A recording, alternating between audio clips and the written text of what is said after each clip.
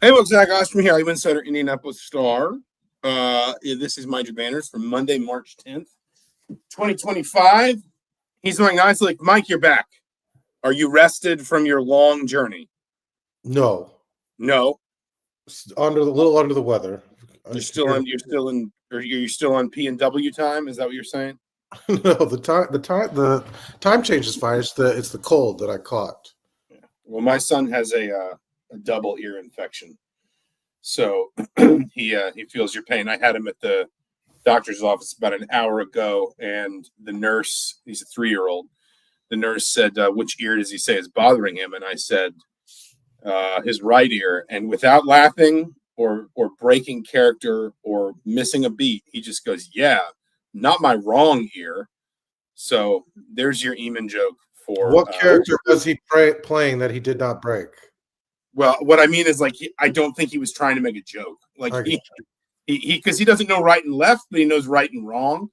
So I think that's where that came from. Anyway, this is not sick chat, although I think we're all going to get there with the changing of the weather. This is IU basketball chat. We're going to start here by just kind of recapping. I guess we've talked about it, obviously. Just kind of in fits and starts. We've talked about, kind of games, basically kind of as they come. But I think it is worth looking over. I guess I would probably say like Indiana's last 10 games, 11 games. I mean, like I understand that they lose. I mean, they're 5-4 when they lose to Northwestern. So they finished 5-6. But I mean, it's worth saying they don't lose a single game other than Wisconsin by double digits in that stretch. There's a couple games, frankly, they probably should win that they don't. The Maryland game being the obvious example. I guess what I'm trying to say is, with the benefit of hindsight and with the context that we now have, it does feel like we saw a team that probably actually did get some stuff straightened out after the Illinois loss at home. The problem it created for itself and the reason why the stretch run was so stressful, and I don't think it will, but bid thieves notwithstanding, Selection Sunday might still get stressful depending on what Indiana does in the Big Ten tournament this week, is that ultimately, even though Indiana did get some of that stuff fixed, it kind of took too long to start adding the results that it needed just to keep this season kind of pointed more comfortably toward the NCAA tournament. Do you think that is fair? I don't know. I mean, not really. I mean, it was of a piece. Like if they win that Oregon game, maybe. I mean, it's like they got 2 wins against anybody that finished above them in the bracket, essentially. Yeah. The one Purdue at home, and then obviously the Michigan State. I mean, those feel like outliers more so than like of a piece with the rest of the season. The struggles, sort of back and forth, feel more like what this team sort of put on paper. I mean, the Ohio State game, they're down at halftime and come back in the second half. That's sort of, to me, what this team's been. Where they sort of I don't mean that they were like outstanding. I just mean, after you kind of look at their 5 losses up to Illinois, by 28 to Louisville, by 16 to Gonzaga, by 17 at Nebraska, by 25 at Iowa, by 25 against Illinois at home. I mean, that was, to me, symbolic of a team that, other than that sort of brief burst of sunshine around early January, just, or emblematic, I should say, of a team that just looked like it was just kind of going nowhere this season. That, like, I mean, if you'd asked me what I thought Indiana's Big Ten record was going to be on the night of January 14th when they get booed off the floor at home against Illinois, I would not have guessed 500. I mean, I would have said generously maybe 8 wins because of just how bad they looked. And I'm not suggesting they turned. But I mean, the swing then is 2 wins. I mean, that's not a huge swing. I'm just saying, like, it's very clear, I think, that this team's essentially what they got back. Like, their ceiling this year was essentially they could beat the bottom 9 teams in the Big Ten, and then the top teams, the top 9 or 8, whatever, because they're one of them, where they were going to struggle pretty consistently. They could win maybe a couple, but more often than not, they were going to struggle. And I think when you look at, like you said, you figured out they kind of have gone away from the two big lineups. They've obviously, changed their starting lineup quite a bit. I think it's interesting that in Ohio State down the stretch, I think somebody put, like, not one of the players on the floor was one of the, other than Luke Goody, was a transfer, right? Like, they went with all the kids that they sort of, high profile guys are on the bench. The three of the top 25 signees that they got in the 24/7 rankings. So it's like, did they figure it out? I mean, a little bit, but I mean, I don't think they ever sort of achieved what they were hoping for this season. And I think it's clear that they had a ceiling that was much lower than what it was supposed to be. Like, I mean, you could feel good about 10-10 in the sense, like, yeah, I mean, it could have been much worse, especially after that 5-game losing streak. But at the same time, I don't know how much credit you give them for mostly beating teams that were below them in the conference. You know what I'm saying? No, I get that. I mean, I would say I think you're underselling a couple of the performances there. I mean, they flatly should have beat Maryland. Like, they were up 4 with 22 seconds left. You don't get credit for not. I mean, they lost the game and they did it. No, I understand that, but what I'm saying is, like, there's a difference to me between, like, Michigan, for example, where they're down 18 late in the first half and they just kind of don't kickstart until way too late. They come back, they threaten to kind of take control of the game, but they've given themselves too much to do. There's a difference between that and Maryland, where basic execution of free throws, inbounds plays, transition defense down the stretch wins them that game. Some of the same can be said for the win at Purdue, or the loss at Purdue, which I think is even more justifiable when you see what they did to Purdue in Bloomington. I'm not giving them. I guess what I'm trying to say is I'm not necessarily giving them credit for getting back to 500. And it's like, I mean, yeah. No, because I quite literally pushed a pin in the point in the season when they were above 500 in Big Ten play. So I'm not really giving them credit for it. But I would point out that, like, some things, I mean, like, for example, they were statistically better both rebounding the ball and protecting the ball in Big Ten play than they were overall. They were slightly better shooting the ball in Big Ten play than they were overall. And they actually were noticeably more engaged from behind the three-point line. I mean, they were 14th in the conference in three-point attempts as a percentage of overall field goal attempts, but they were still almost 2 full percentage points better than their season average in terms of how many of their field goal attempts as a percentage were threes. Like, they did kind of commit to some of the things that I think people were wishing they would, whether it was something that is whoa, hold on. No. Nobody said, like, after those 2 losses, like, Miles Rice has got to go. And, like, one of those. No. I'm talking about, like, I'm talking about one big lineups. I'm talking about more wing play. I'm talking about shooting more threes. Right, but I think one of the major changes that they made was Miles Rice getting out of the starting lineup and having a very much reduced role in favor of Leo Galloway and having, Goody obviously get a lot more minutes. So it's like, I don't know, like, but that was like, these solutions were. Again, I would push back on that slightly, just because, I mean, Miles Rice played roughly the same percentage of available minutes overall that he did in Big Ten play. His role definitely shrank. Yeah, but that's, the Big Ten play was the back half of the Big Ten play. So I mean, like, it'd have to be like the last 7 games.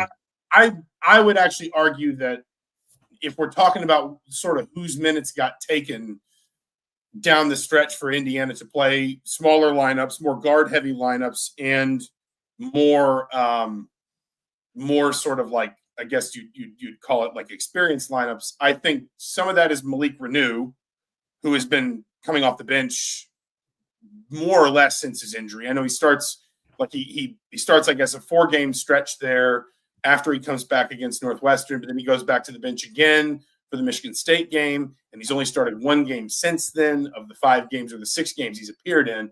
I think it's more Renew and McKenzie Mbako that probably give up more of those minutes. Like, Miles Rice is still playing. He's not starting, but he's still playing a decent chunk of minutes. I mean, he had 31 against Purdue. He had 26 at Oregon. He had 25 at Washington, whereas there have been, and I'm not picking on McKenzie Mbako, but there have been multiple games where Mbako has just kind of been benched in the second half. He played 9 minutes against Purdue. He only played 20 at Oregon. He played 13 at Michigan State. Listen, I think there's certainly from Mike Woodson's perspective has been a bit of an uncoupling from what he kind of maybe would feel he needed to persist with if there were a tomorrow for him with this roster beyond this season, in terms of maybe some of the players he needed to develop and things like that, looking forward to the future. But what I mean is more that I think Indiana was kind of, belatedly, way too belatedly, and ultimately, again, the reason Indiana's sitting on the bubble rather than in the field is because they didn't do this soon enough. I do think Indiana was able to pivot to some things from a more of an aggregate statistical perspective, tempo control stuff, efficiency stuff, that frankly, I think we all thought they should have gone to earlier in the season, whatever the personnel that got them there, that, at least to some extent, I think is part of why they're able to win 5 of 7 down the stretch. Again, but I don't think it got them. I guess my point is that it only got them 2 wins against teams that they like. Yeah, no doubt. Beat Washington. And my point is, the caveat to that is it still didn't get them enough that it probably should have. When you look at a couple of the games that, like, literally, if they won the Maryland game, just that game, and that game alone, they're in the field no matter what. They are comfortably in the NCAA tournament no matter what happens this week in Indianapolis. So, like, it's those margins that we're talking about that Indiana still wasn't able to turn. Right. And so I just don't give them a ton of credit because, like, no matter what lineup they would have rolled against Washington, they would have beat that team. Same thing I feel like for Penn State. Like the only two the big wins were Michigan State and Purdue. And that's not a ton of success for a season, right? Like, I don't know. And so it's just, to me, they certainly, the body of work in those last, I think, 7 games was better than what came before it in the Big Ten specifically. But most of what came before it was pretty terrible. So it's like, I just think you can make a compelling argument that they were building back onto that path before they won at Michigan State. The problem they had is they got there too late to really feel like they made something more of this. You were at the Wisconsin game. That was the Wisconsin game was the one where he said nobody's tough on this team, even though he said he denied saying that, but he said, no, this team's not tough. And then the Michigan game you mentioned where they just didn't show up. So, like, I don't know. Like, I think you're being, like, if you were grading, if you were a professor grading papers, like, you definitely want your class because you'd be giving out A's like crazy. Where it's like, this is not, they do not get like a B for effort. Like, I would not give them a B for this season. But I'm just saying, like, you just sound like you're very, like, it's friendly. Like, you're trying to find reasons or like silver linings. And it was like, they got back to really, I don't think there's really, I'm not trying to find silver linings because there's not really any point in silver linings. Like, there's no, like, I agree. Like, I think you could say, like, I still think if this team, because they could have finished out the year, how many would that be? 1, 2, 3, 4, 5, 6, 7. They should have finished out the year on a 7-game win streak, and they didn't. They lost 2 games that they probably should have won. Because the UCLA game they should have won. And the Oregon game was close. They had the lead with, what was it, 1:30 to go when Oregon's point guard hit that deep 3. So it's like, I don't know. They were always sort of, they were inconsistent enough to find ways to lose, especially against good teams. Yeah, I'm just arguing that was an improvement off of what I thought they were on January 14th, given the games they'd lost to that point in the season and the way they'd lost them. And I agree with you on Wisconsin. I was in the building when it was 24-4, and I was just like, oh my God, like what is going to, like, what is this going to look like in the end? Right. But you're also allowed, with the benefit of hindsight, to point out that that's the only game Indiana's lost since Illinois by double digits.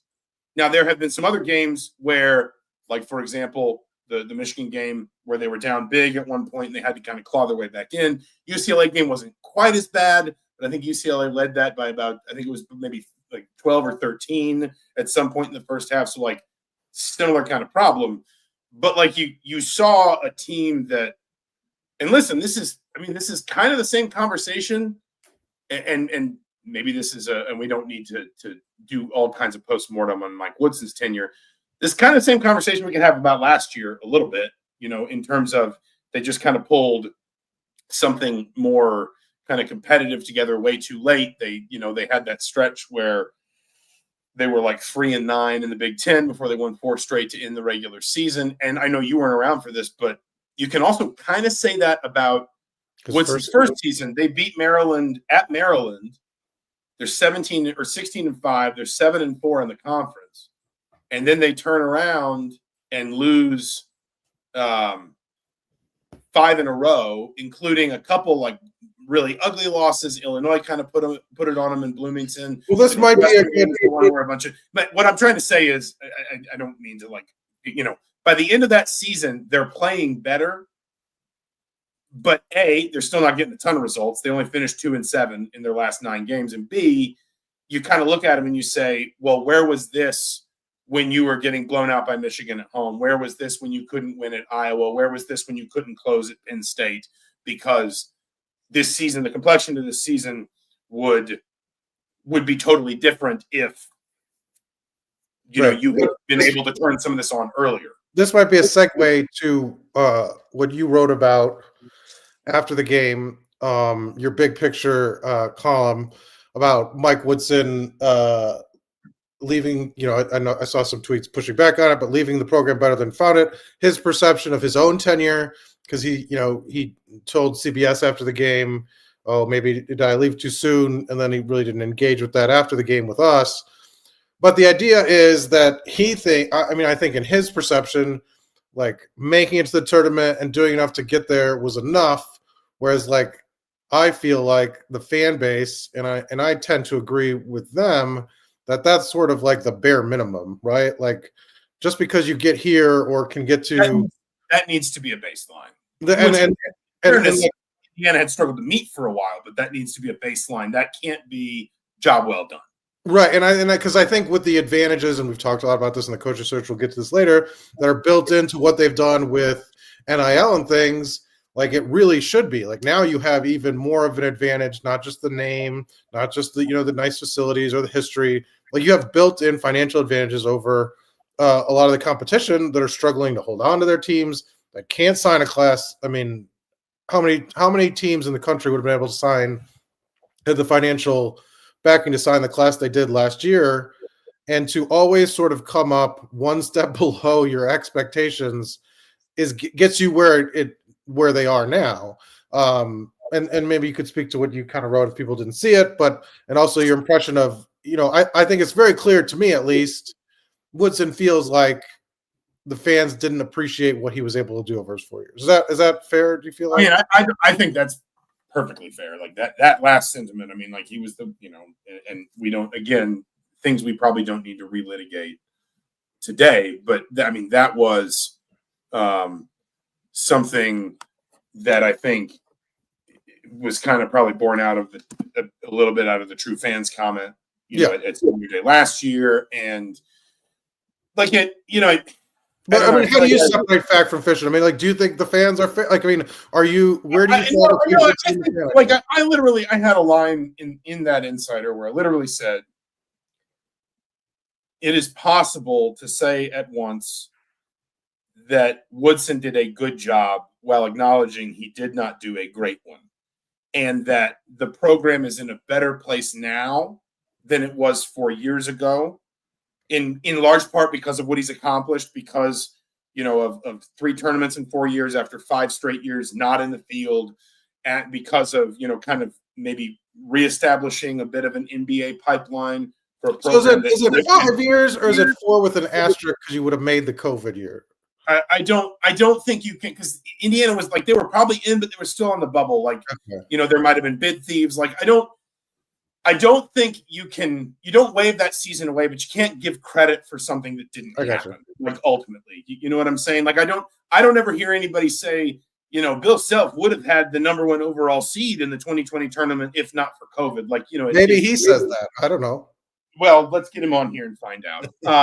But no, I think like it is in a better place than it was.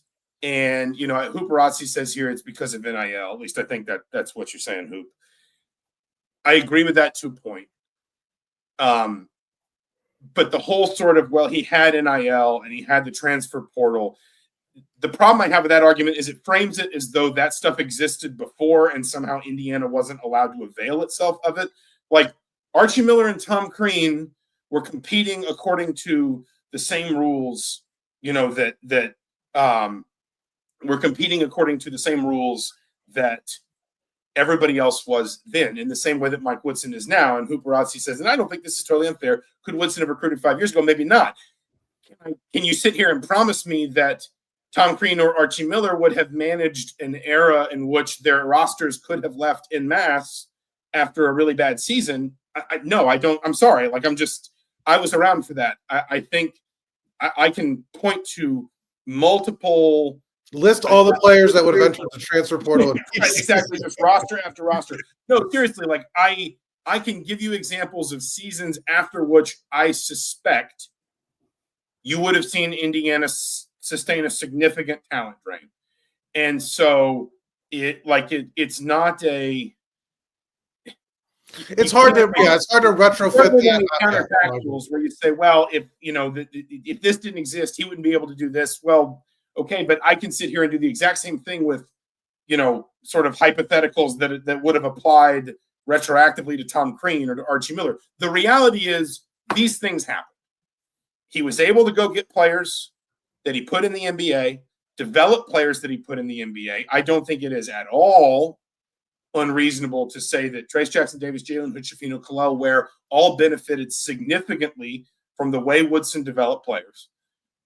He reestablished an NBA pipeline, at least to some extent. That stuff can get a little bit overblown, but it is important to be able to point to recent, sort of recent opportunities or recent entrance into the draft and the success that players have had.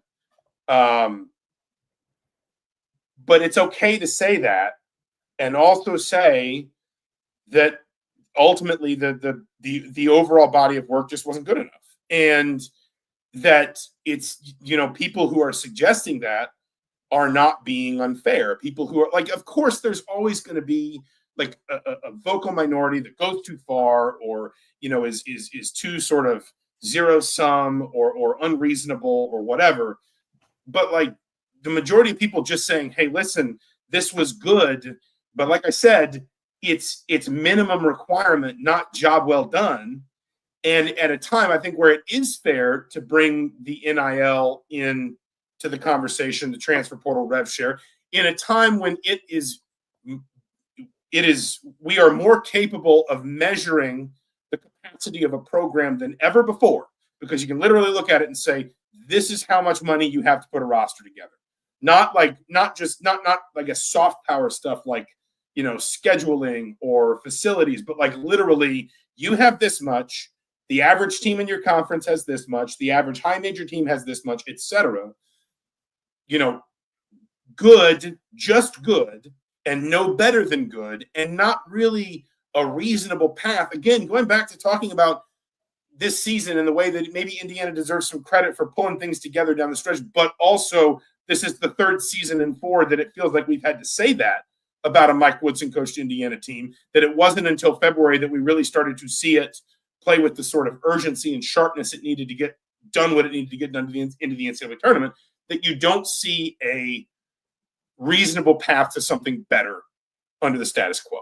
And so and I think the questions about just his ability to sort of build a cohesive roster, not just get the most out of the roster that he had, but the flaws and sort of I think we said a lot last year, Mike Woodson, sort of the GM was Mike Woodson, the coach's worst nightmare, because he just didn't sort of, last year they had holes on the roster that they could never overcome at guard. This year, the pieces just never the pieces that they envisioned kind of coming together and powering this team never came together, because Carlisle, Rice, and Bala was supposed to be like the core of this group. And like, how many minutes have they been on the floor down the stretch, in these last 7 games together, playing meaningful time, whatever, and Carlisle's been a basic part-time player at best, down the stretch. It's just, so it's like you said, it's hard to see. High school recruiting is kind of non-existent. 1 recruit, 2 recruits a cycle the last couple, and it's just been sort of, where do you go from there? And I think you got to hit the reset button, and they did, obviously. But I just think that Mike Woodson obviously does not agree. I do want to talk about the rest of this season, or at least just kind of what's next, because a lot of people are talking about coaching stuff in the comments, and we are absolutely going to get to that. But it is worth saying, like, the season's not over. They are probably in the NCAA tournament field. I would say certainly if it's selected today, this is the week when bid thieves tend to pop up. Like, there weren't any last week, but that doesn't tend to happen a ton in the first weekend of conference tournaments, because those are usually 1-bid leagues anyway. I think the only one that was kind of a bullet dodged for anybody worried about it was the Valley, and Drake winning the Valley when Drake was maybe an at-large candidate if they had lost the Missouri Valley Conference Championship game to Bradley.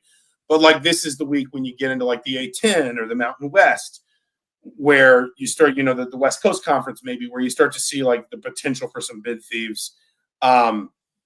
They open Big Ten play Thursday at noon against Oregon. I have not actually had a chance to read your prediction for what's going to happen in that game. Do you want to lay it on me real fast? I think where we differ is what happens after. I think we both had them winning. I had them winning. I'm looking at it now, yeah. Because, essentially, I think the teams are fairly even, but every advantage Oregon had in the first game's flipped, right? They're playing in front of a hostile crowd now. It'll be mostly hostile for Oregon. They have to do the West Coast travel and the weird start time. That game was at 9 o'clock Eastern at the end of a 5-day trip for Indiana. I don't know when Oregon's getting out here, but it'll be a 9 o'clock a.m. game for them, which is very early. And so that's sort of where I gave them the edge. These teams seem fairly evenly matched, although Oregon's they've won 7 straight and are sort of resurrected their season too, kind of at the same time Indiana did. But I think they edged that out, and then I had them losing to Michigan State. When you look at what Michigan State's done the last couple of weeks, I think they had 7 straight quad 1 wins, and sort of after that loss to Indiana, really played their best basketball of the season. Yeah, no, I mean, I'm less confident in the Michigan State prediction. I do think Indiana is a distinctly bad matchup for Michigan State, because Michigan State needs to be able to leverage, kind of post depth and rebounding, and that stuff's not a problem for Indiana. Sometimes the way it is, like a Purdue or in Illinois, some of these teams that we saw Michigan State, kind of get the better of down the stretch. But listen, I mean, I predicted them to beat Michigan State, but I'm not going to sit here and act like I think it's a lock. I agree with you on Oregon. I looked this up, and if I'm not mistaken, they were 2-2 this season at the front end of the 2-game swings when they came out east. They beat Ohio State. They lost to Minnesota. They lost to Michigan, and they beat Iowa. They did, like, I guess 8 games, 4 trips east, if you want to think about it that way. They were 2-2. Even that Iowa win, they only won by 2, and that's obviously not a good Iowa team. So it has been a bit of a problem for them. I use this example when or this comparison when people have asked me about this. I actually said this about when I was on with JMV last week, and I said this about the women playing USC. I said, when I grew up, the Falcons were in the NFC West, and even in years where the Falcons weren't great and the Niners were good, the Falcons would give the Niners trouble in Atlanta, and a lot of the reason people always acknowledged was because the time change was so hard on San Francisco that it's a lot harder to go east than it is to go west. And I agree with you that, like, I think there are ways. Oregon's a tough matchup for Indiana. They've got some size, some depth of athleticism. I think we saw their ability to pressure the ball and protect the rim a little bit better Indiana might still feel like, hey, probably should have made some of those shots around the rim.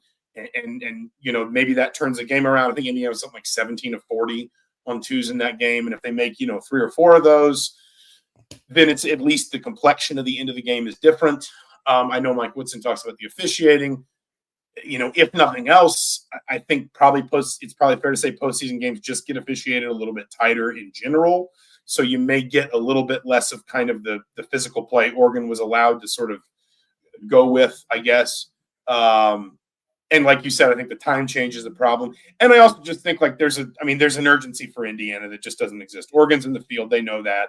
They're probably not going to win the Big Ten tournament. Neither is Indiana, but Indiana could use a win a lot more than Oregon could. And so I think that all those factors, kind of lend themselves toward, unless Oregon just comes out and just starts, bombing threes, which happens every once in a while in tournament play. I picked Indiana to beat Oregon. I picked him to beat Michigan State. Again, I'm not, super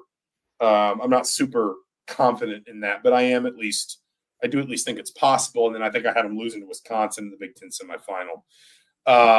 So I guess the other question is, if I put you on the spot, where do you think Indiana is right now? Do you think it's Dayton? Do you think it's out of Dayton? Do you think it's, the wrong side of the bubble? Just where do you think it?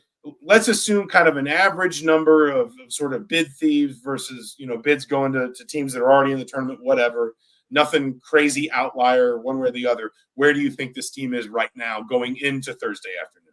Dayton right now, if they beat Oregon, they're like right on the edge of – I think depends on kind of how the rest of the field shakes out and things, that they could avoid that fate, that they could be, not have to play in Dayton and be in the tournament. But right now, it feels like Dayton with a chance to sort of improve that standing a bit. Not by much, obviously, because it's just hard to envision this team making a sustained run. Yeah. And so that's kind of where I see it. If they lose, I think that you could book it, right? Yeah, I think if they lose, Dayton's a likelihood, although you acknowledge that, they're not the only team, right? That's right. The other bubble teams can lose too.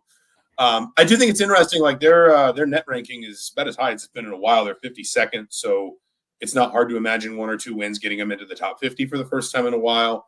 I think the 2 things that work in their favor, number one, they have quality road wins, which is just something bubble teams usually don't have a lot of. And the number 2 is, and this is kind of one of those, like, I don't know, I think people have different opinions on how much credit you should give for this, but they are and are likely to remain perfect outside quad 1. So like there is a firm sort of, a clear kind of. But I will say a lot of the teams, when I did that comparison, there was only like 2 or 3 teams with bad loss. Like, a lot of the teams are competing with did avoid those as well. Well, but they're not in that's not as impressive of a feat. It would be if there was like 7 of the 10 of the bubble teams had those losses, but it's just not that way. Well, you say that, but like, okay, Texas has 4 quad 2 losses. Vandy, which I think is in the field, has 3 quad 2 losses. Xavier has 2 quad 2 losses and only 1 quad 1 win. Boise State, which I think is probably out of the field right now, has 2 quad 2s, a quad 3, and a quad 4. Oklahoma's got a quad 2 and a quad 3. What I'm trying to say is, like, it's not a ton, but it does add up a little bit. And it's kind of one of those, like, here's the problem is, or not the problem. People always criticize the committee for sort of shifting the way they compare teams. The problem is the committee's got to be able to find common data points that it can use to separate them. You can't come in and overlay the same rubric on everybody every year, because if you have a group of teams where one of the common data points is, I don't know, road wins, then they've got to use that as a separating mechanism. So it just it depends a little bit on basically how the committee winds up sorting through all this. I do think there's a conversation, I don't really want to have it today, about just like the sort of centralization of power that is happening in basketball, the same way it is in football with the SEC and the Big Ten. Like, I think if the SEC and Big Ten could have come for like half the bids. So. Yeah, I mean, like just because Indiana played 16 quad one games this season. Like it's just you get so many opportunities because these conferences have consolidated so much of the power and so much of the influence that what happens is they start bouncing back and forth off one another, and just like everyone keeps inflating everyone else's net ranking until basically there are no bad losses. And the problem you have there is go to a Xavier, which only got 9 quad one games. Now they lost 8 of them, so like don't weep too much for Xavier. But Indiana quite literally played 7 more quad one games than Xavier, and Xavier is still in a pretty damn good conference. I think that's something that's not necessarily going to happen all over the place. But SMU's SMU's not going to make the field without winning the ACC tournament. But SMU only played 4 quad one games all year, and they're in the ACC. I mean, that is a problem, and I don't know how exactly. Villanova's another one, only played 9 quad one games this season. I don't know exactly how you reconcile that, because the problem is what happens is, and I'm not accusing anybody of being a slave to the formulas, but we do. We have really built analytics into the selection process for the NCAA tournament. It's been that way forever. We've just kind of replaced the RPI with the net and Ken Palm and so forth. The problem with the analytics is the formulas can get locked into a little bit of a loop where the conferences, the formulas love the conferences so much that the conferences just keep boosting themselves. Again, that's a philosophical discussion we don't need to get into, but just to lay it down. You say beat Oregon. Sorry. I don't know what just happened in my house and what noise that was. Oh, was that your house, not my house? I believe somebody screamed. Somebody scared somebody. So you say win 1, lose 1. I say win 2, lose 1. Either way, I think if they beat Oregon, they're probably out of Dayton, because I think among bubble teams, I think they're to me, they're in the field, but on the Dayton bubble, if that makes sense, and maybe just the right side of the Dayton bubble, depending on results elsewhere. And I think one more win knocks them out. Are you doing the New York Times needle, essentially? We're trending away from Dayton. It's a toss-up, but leaning Dayton, leaning not Dayton, leaning out of Dayton. For the record, beat writers, Dayton's a great city, but beat writers would love to not have to do Dayton and then immediately turn around and travel at the end of the week. 2022 took months off my life. Do you any other business before we get into the coaching search stuff here? No. All right. There's been a lot of talk in the coaching search.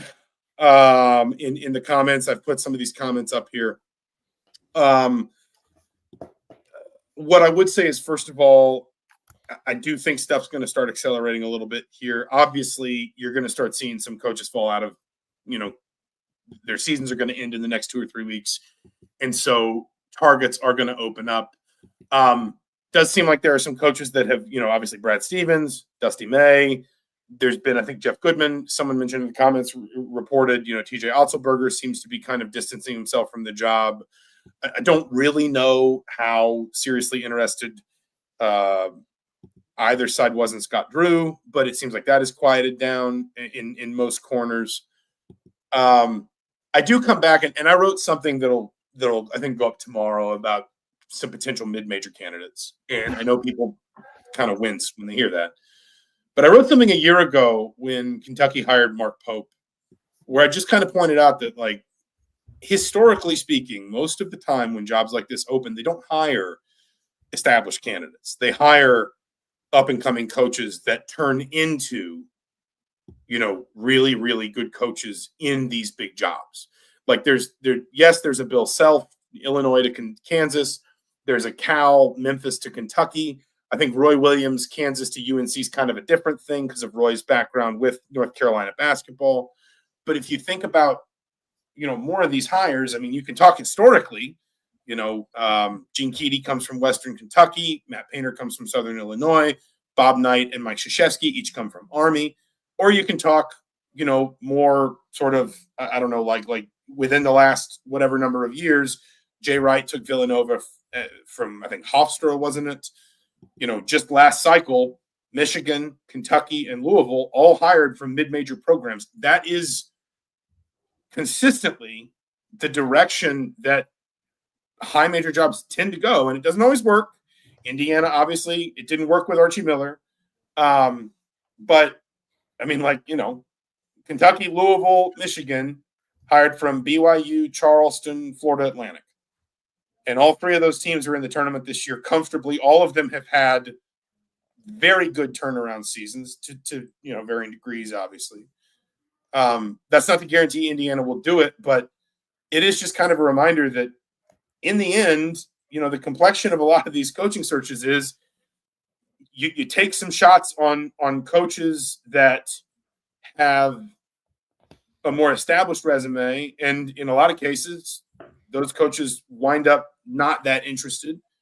And then you move your way down to high major or mid-major coaches, or maybe coaches from like low high major jobs, for lack of a better term, that wind up making their name in your job. It is historically something that happens more often. Yeah, you've mentioned that before. I think some of the bigger developments, some of these jobs have come off the board now, and not really impacted, I feel like, the guy, people that were in sort of Indiana's candidate pool. And so you're sort of like, I think that's a good thing, right? You're not pressured now to sort of like, oh, these names are coming off, and we have, some of these smaller openings are opening, but it doesn't look like Indiana is going to have sort of the competition that's going to sort of pressure them to sort of accelerate the timeline. I feel like even if they make the NCAA tournament, that the way it looks like sort of across the country, it doesn't look like there's a lot of jobs that will sort of be competing for the same guys. I mean, the only one I think that was a big concern was if North Carolina opened. And I have, no one has any idea what North Carolina would do. They haven't hired someone outside the North Carolina family, I think, since Frank McGuire. But, that was kind of the other one. I mean, there's, for example, if Indiana did want to look at the mid-major route, Ryan Odom, I think, is at VCU is going to be a prime candidate at Virginia. Huperazzi just mentioned Virginia here. I think that you might, if you are looking at some mid-major opportunities or mid-major candidates, then a Virginia or an NC State might still be lurking on the fringes. But I think in all of those cases, any coach that those is going to wait to see what Indiana does. Not just from a sort of prestige standpoint, but quite literally a resources standpoint. If you can get into the Big Ten of the SEC, you need to get there. The one weird outlier, and Huperazzi brings this up with Providence and whether or not Providence moves on from Canada English, and I don't know what Providence's number is going to wind up looking like. There are going to be some Big East schools that have more money to spend than anybody because they don't have to serve football, and they're going to be able to fund revenue sharing at a level that that schools with football won't be able to. Even a school like Indiana that's going to put more money into rev share than the average is still going to have to split off a healthy amount for football. And so the Big East is going to be this weird paradox where you're like, and Jeff Borzello and I talked about this in the podcast last week, where you have more money and increasingly less political influence in the sport. And so I don't know how short term, and I don't know if Providence is going to be able to fund at that level. But I don't know how some of those Big East jobs, if Villanova opens, for example, how some of those Big East jobs will be viewed. But, an ACC program is not going to have the pull that a Big Ten program is going to have right now. It's certainly not a Big Ten program like Indiana that is going to be able to make certain assurances around rev share and NIL and just like the infrastructural resources available to its head coach. Yeah, I don't see any. I mean, if you're a coach that's sort of in the mix or like hearing from Indiana and you're hearing from NC State, like you wait to pull the trigger to see what direction Indiana goes in. I just think that's obvious. I mean, it's the gap is growing. It's not getting any smaller, right? It's just going to get bigger. And like you said, some of those teams outside that don't have to worry about football will have more revenue sharing, but I mean, they could suddenly end up just not even part of a tournament. So it's like, right, exactly. It's like, I mean, you could have the rug pulled out of you so bad that you're just like, what am I going to even do now? It's like the Big East is in danger, I think, of losing a seat at the table. So Yeah, like you that's can what have I'm all saying. the rev share in the world. If suddenly you have no control over like what the postseason looks like, for example, I mean that's tricky. I think the other part of this, because like you said, the money's going to keep going up, and obviously we don't know exactly what the future is going to hold. But like the rev share number, for example, this year is 20.5. It's going to go up by 4% next year, so it's in the 21 something range. Then it'll go up another 4% in year 3, so that's over 22 because it's obviously compounded. The way they got to this, and I think we've talked about this on podcasts before, the way they got to this, though, is everyone thinks they basically just did the pro model. They took the average annual revenue of a Power 4 athletics department. They cut it in half. The way that, the pro model cuts the TV deal in half, gives half to the owners, half to the players, whatever. Then they took that number and they subtracted like average scholarship spend because scholarships are payment to athletes just in another form. If they weren't giving athletes scholarships, the athletes would just have to pay for them themselves. So it would all kind of come out in the wash. And they got to this rev share number. The point here is, as this number continues to evolve, if that's the formula or the process for continuing to calculate it, and I don't see why it wouldn't be, because again, everyone thinks they just base that off the pro model. What are the athletics departments that are going to drive that number up? It's the Big Ten and the SEC. And you're already in a place where I wouldn't be stunned if there are a handful of ACC schools that sometime within this first 3-year window can't fully fund revenue sharing, at least not purely in money. If we get to a place 5, 7, 8, 10 years down the road where that number is pushing 30 million or maybe even more, and I'm getting kind of out on the shaky edge of the tree branch here, but I don't think it's unreasonable to believe that for, maybe by 2031, 2032, we're talking about a rev share number that's north of $30 million. If they're still calculating it on the average annual revenue of a college athletics department, what athletics departments are going to be driving that average up? It's going to be the Big Ten and the ACC. So basically, they're going to be creating their own cap room that other conferences are not going to have nearly as much sort of consistent across the board ability to fill. And well, I think it's the same reason you see assistants from outside, or like assistants taking lesser jobs or coaches taking lesser jobs to come into the SEC and Big Ten rather than coaching jobs outside of it, like head coaching jobs. It's like you're just going to see these opportunities. It's like you're in the SEC and Big Ten, or you're not. And it's going to make it's an increasingly huge competitive advantage to be in those two silos versus outside of them. Yeah. No, I mean, it is. And I think we talk about that so much through the lens of football. Yeah. But like it does still apply to basketball. Absolutely. The political power resides first and foremost with those two conferences. Increasingly, the financial power does too. And so, like, if you're going to be a candidate at a Virginia, I used Ryan Odom as an example. If you're going to be a candidate at Virginia, then there's really no reason. Or if you think you're a candidate at Indiana and you are a candidate at Virginia, there's really no reason not to wait on Indiana and just kind of see what happens. I think, in all likelihood, Indiana is the domino that everyone else waits to fall. And listen, the other part of this too is everyone knows they're probably not going to have to wait that long, because Scott Dolson got to start this search on February 7th. And so, it's Indiana has already engaged turnkey. There's already, conversation happening behind the scenes. The search firm is doing kind of its plausible deniability communication with representation and agents and so forth. So there's every chance that, whomever Indiana wants to target, basically the moment they fall out of the tournament, it goes like this. I mean, last year, Dusty May was hired. I think he was announced on March 24th. Florida Atlantic's season ended in the NCAA tournament on March 22nd.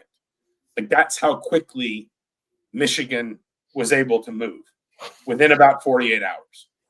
And, Dusty May was Louisville, Michigan, and Ohio State. Pretty much all three. We're all waiting on Dusty May.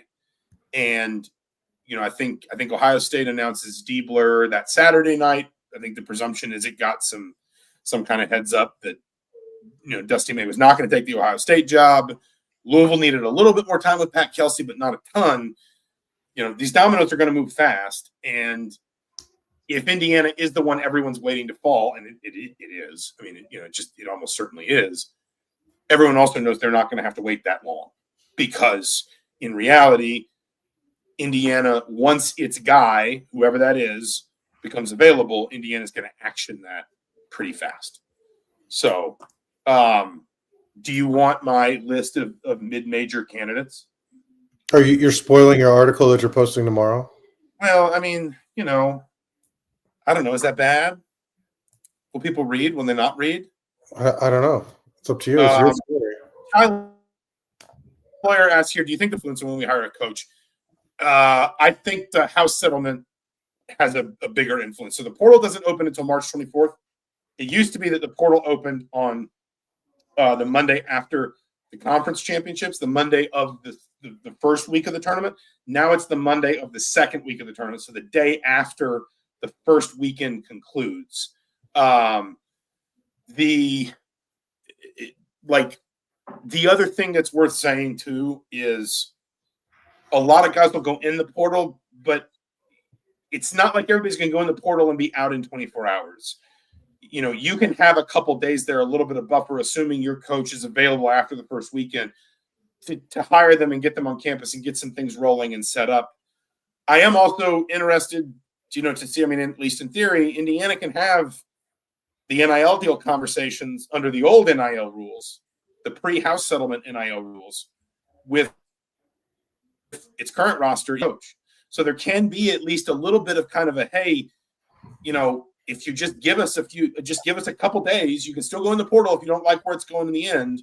But if you just give us a couple days, this is kind of the sort of thing we could offer you if you jive with the next head coach. Because before the house settlement's approved, which is expected to be April 7th, I know we've talked about this before, but it's good to refresh.